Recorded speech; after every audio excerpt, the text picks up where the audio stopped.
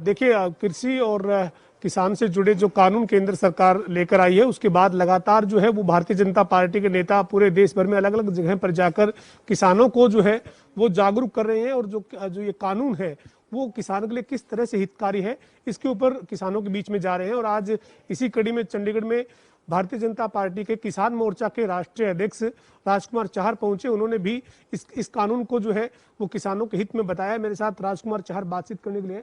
Sir, सबसे पहले ये जो कानून है, जिनको कांग्रेस जो है वो काले कानून बता रही है और इससे किसान जो है वो बर्बाद हो जाएगा, इस तरीके से कांग्रेस इसको बता रही है। देखिए, सबसे पहले तो मैं देश के सभी किसानों को बहुत ही बधाई देना चाहता हूं कि बहुत ही ऐतिहासिक और बहुत ही क्रांतिकारी विधेयक पार्लियामेंट के अंदर पास किया गया है, जो किसानों के केवल किसानों के हित के लिए है। और उसमें किसानों के हितों की ध्यान रखा गया है।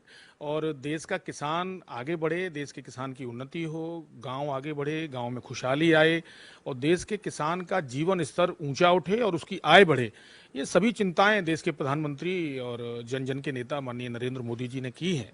और आने वाले समय में ये जो बिल है, इसके कारण से देश के किसानों को एक बहुत बड़ा लाभ मिलने वाला है।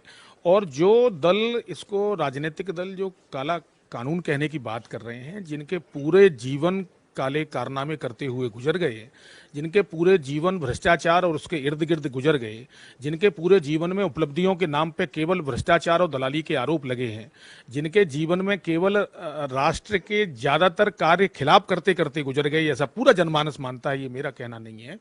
ऐसे लोग आज आरोप लगा रहे हैं, ऐसे लोग आज आरोप लगा रहे हैं जिनका केंद्र के अंदर कितने लंबे समय तक उन्होंने सरकारें चलाईं, लेकिन कभी कोई विधेयक, कभी कोई कानून, कभी कोई बिल इस तरह के कभी वो किसानों के हित में नहीं लाए, जिससे किसान की आय को दोगुना किया जा सके। आज देश के प्रधानमंत्री जी किसानों की आय को दोगुना करने के लिए जो संकल्पित हैं, उस पर निरंतर काम कर रहे हैं। ये विधेयक किसान की आय को तो बढ़ाएगा ही बढ़ाएगा, बल्कि उसके जीवन में हर स्तर से उसके आगे बढ़ाएगा, उसके उन्नति के रास्ते खोलेगा। चार साहब, ये चिंता किसान की भी है, क्योंकि विपक्ष के नाते कांग्रेस की आपने बात की, ठीक है, विपक्ष जो है वो अपनी विपक्ष की भूमिका निभा रहा है, लेकिन किसान भी तो सड़क पर है। किसान भी तो चिंतित है कि एमएसपी की गारंटी क्यों नहीं दे रही है सरकार।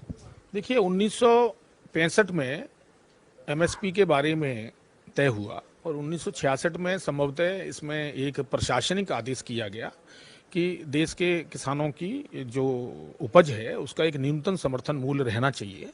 ये ठीक है, न्यूनतम समर्थन मूल्य देश के किसानों के लिए अच्छा है कि भाई एक स्तर तक उनको मिलना चाहिए।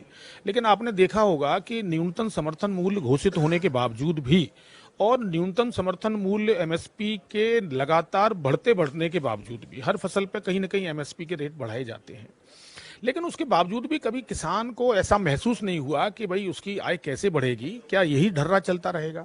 अगर यही सब कुछ ठीक था तो ये विधेयक लाने की आवश्यकता नहीं थी। कहीं ना कहीं कुछ कमियां नजर आई, कहीं ना कहीं किसानों के जीवन के स्तर को उठाने के लिए, उनकी आय बढ़ाने के लिए प्रधानमंत्री जी के और देश के किसानों में के दिमाग में जो चल रहा था, अनेक समय से किसानों के बहुत सुझाव प्रधानमंत्री जी पे गए।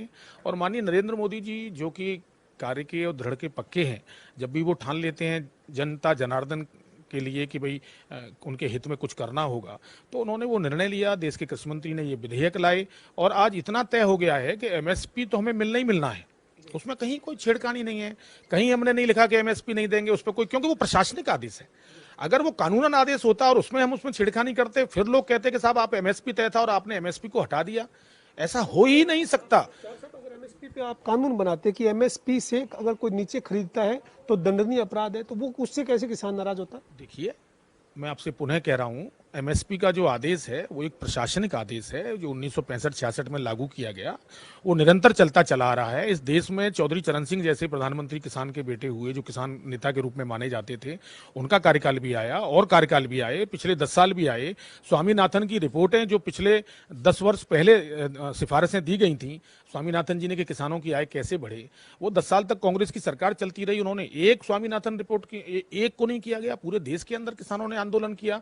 आज 90% से ज्यादा स्वामीनाथन की जो सिफारिशें थी, जो रिपोर्ट थी, किसान की आय को बढ़ाने के लिए, उनके जीवन स्तर को ऊंचा बढ़ाने के लिए वो लागू की गई हैं।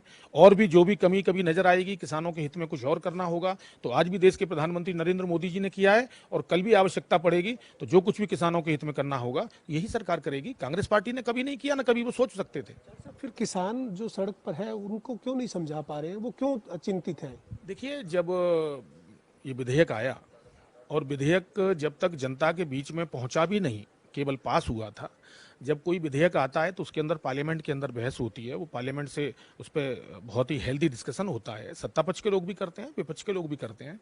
और विपक्ष के लोगों ने जिस समय कृषि का ये विधेयक लोकसभा के अंदर चर्चा के दौरान चल रहा था, आप पता लगाइए कांग्रेस पार्टी के लोगों ने अन्य बहाने लेकर और लोकसभा से सदन से बाहर चले गए उठ के।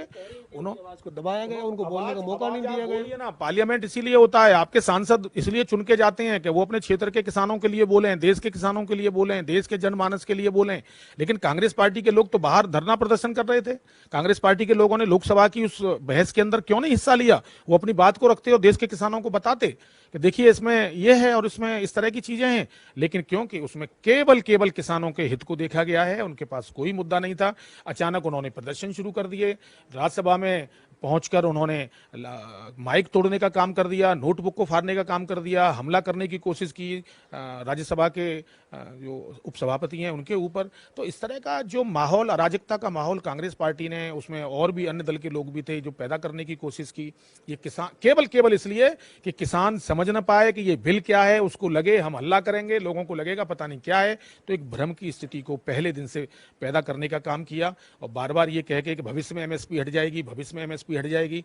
जब देश के प्रधानमंत्री जी ने यह ऐलान कर दिया बड़े संकल्प के साथ कि एमएसपी से कोई छिड़कानी कभी नहीं हो सकती, और देशवासियों को मैं विश्वास दिलाता हूं कि एमएसपी कभी नहीं हटेगी, उसके बाद कुछ बचता नहीं है। पंजाब सरकार तो इससे आगे बढ़कर फैसला लेने जा रही है। वो कह रहे हैं कि इस अध्यादेश या इन कानूनों के खिलाफ जो है वो हम हरियाणा पंजाब के विधानसभा में अपना फैसला करेंगे, किसान को गारंटी देंगे कि उनकी फसल एमएसपी से नीचे नहीं खरीदी जाएगी। देखिए, मैं आपसे पुनः कह रहा हूं, जिस प्रकार की भ्रांति और जिस प्रकार का भ्रम कांग्रेस पार्टी के नेता और पंजाब में उनके मुख्यमंत्री जो फैला रहे हैं, वो भ्रम ज़्यादा दिन नहीं टिकने वाला है। किसान बहुत समझदार है, इनको लगा कि हम किसान के बीच में जाएंगे और तुरंत किसान को भ्रमित कर देंगे और किसान उनकी बात को मान लेगा। हो सकता है आप लगातार 10 दिन तक लगातार झूठ बोलेंगे, अचानक लोगों की समझ में आएगा कि भाई आखिर ये क्या है क्या नहीं है। उसको जब समझना शुरू व्यक्ति करता है, जब किसान उसको बारीकी से उसका अध्ययन कर रहा है, उनके बेटे हैं पढ़े लिखे हैं, वो जमाने चले गए जब किसान समझ नहीं पाता था। लेकिन उस समय भी किसान समझदार था, वो अपने विवेक से निर्णय करता था, विवेक से समझता था। आज किसानों के परिवार में सब पढ़े लिखे बच्चे हैं, वो जानते हैं कि ये बिल से कितना फायदा होने वाला है, और एमएसपी से ऊपर ही इसमें किसानों को पैसा मिलेगा। कॉन्ट्रैक्ट खेती के माध्यम से, किसानों के समूह के माध्यम से, ओपन मार्केट के माध्यम से, रेल जो हमारी चली है किसान रेल, उसके माध्यम से पूरे देश और दुनिया में आज किसान अपने उपज को बेच सकता है। और किसी समय पर जब व्यापारी अपने माल को तय करता था कि मैं इतने में बेचूंगा, आज किसान को वो अधिकार दिया गया है। इनको क्यों किसानों के हितों के कारण ये चिढ़ लग रही है, ये समझ से बाहर है। हरियाणा के जो विपक्षी दल हैं, जो उनमें चाहे कांग्रेस है या अन्य दल हैं, अब पिछले 4 दिन से प्रदेश में धान की खरीद शुरू हुई है, लेकिन मंडियों की जो अव्यवस्था है, बाहर धान जो है वो सड़क पर पड़ा है, उसको लेकर उन्होंने सीधा कहना शुरू कर दिया है कि ये जो काले कानून आए हैं उनके परिणाम नजर आने लगे। देखिए, संभवतः 1 अक्टूबर से अधिकतर देश के प्रदेशों में खरीद शुरू होती है। अलग अलग प्रांत अपनी अपनी डेट तय करते हैं, लेकिन संभवतः 1 और 2 तारीख के आसपास से हमें मंजूरी ली हमेशा से होती आई है। लेकिन हरियाणा सरकार ने विशेष परिस्थितियों में, विशेष कारणों से बहुत उसको पहले लागू करने का किया है, और अभी निश्चित रूप से वो व्यवस्था बनाई गई होगी और किसी किसान को मंडी से लौट के जाना नहीं पड़ेगा। अगर वो एमएसपी पे अपना उपज को बेचना चाहता है, अपने धान को बेचना चाहता है, बाजरा को बेचना चाहता है, उसको पूरा दाम मिलेगा और किसान वहाँ से निराश होकर नहीं जाएगा। कहीं किसी भी मंडी से इस तरह की कहीं जो शिकायतें आ रही हैं उनको दूर कराएंगे और किसान का एक